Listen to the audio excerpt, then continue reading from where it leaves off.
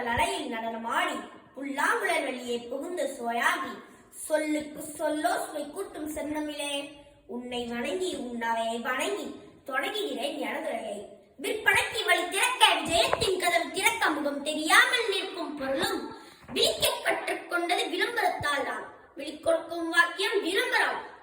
இது ஒரு கலையின் சிகரம். விளம்பரத்தின் வேற்றொல் வில், அதாவது வெளிப்படுத்து. கர்ஜிக்கும் சிங்கத்தின் சீரனும் உலையும் நரியின் உலையும் தான் திரியும் குரங்கின் கூச்சலும் தன் இருப்பிடத்தை வெளிப்படுத்தும் விளம்பரமே. பல எறிந்த செய்தியை பறைசாற்றினர் பழங்காலத்தினர். காரகல் கூவிய பாவோடு பிடித்த இளஞ்சூல் வட்டம் என்ற பெருவானாற்று படைத்தினரும் கூவியர் மோதகு புகழும் என்ற சிலப்பதிகார தொடரும் பொருட்களை கூவி விளம்பரப்படுத்தி விற்பனை செய்வதற்கு சான்றாகும். வாய்மொழியாய் தொடங்கியது விளம்பரம், வண்ண எழுத்தாய் மாறியது காலப்போக்கில் சொரோவியமாய் சுருதியை சொன்னது, அச்சலத்தில் அசைந்து பிறந்தது.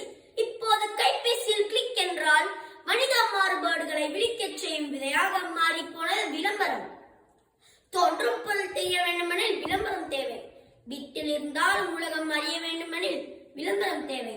வாடிக்கையாளர் மனதில் வாழ விளம்பரம் தேவை. வணிகம் வளர உழைப்பு தேவை. உலகம் அறிய விளம்பரம் தேவை. கல்வி என்பது அறிவின் சுடர். அந்த சுடரை எங்கே ஏற்றுவது? கல்வி நிலையங்கள், கல்வி வாய்ப்புகள் என ஒரு மாணவனின் கனவை நனவாக்க விழிக்கொடுக்கும் வாயில் விளம்பரம். வேலை வாய்ப்பு என்பது ஒவ்வொருவரின் எதிர்பார்ப்பு, எதிர்காலம்.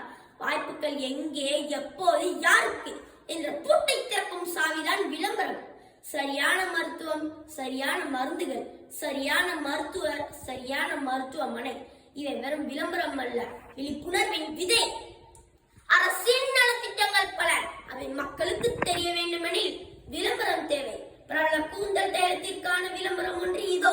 புற்றுநோய் சிகிச்சை எடுத்துக் கொள்ளும் பெண்மணி ஒருவர் தன் கூந்தல் முழுவதையும் இழந்த நிலையில் அழகாக தோன்றுவதற்கு கூந்தல் அவசியம் இல்லை என்று கூறும் வாசகம் சமூக சிந்தனையை மாற்றி போடும் தன்னம்பிக்கையின் விளம்பரம். ரத்த தானம் செய்வீர், உயிர் காப்பீர். கண் தானம், உயிர் தானம்.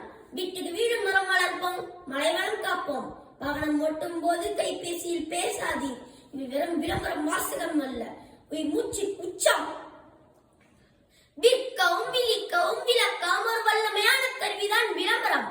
விளம்பரம் அவசியம்தான், அதன் மெய்த்தன்மையை அறிவது அதை விட அவசியம்.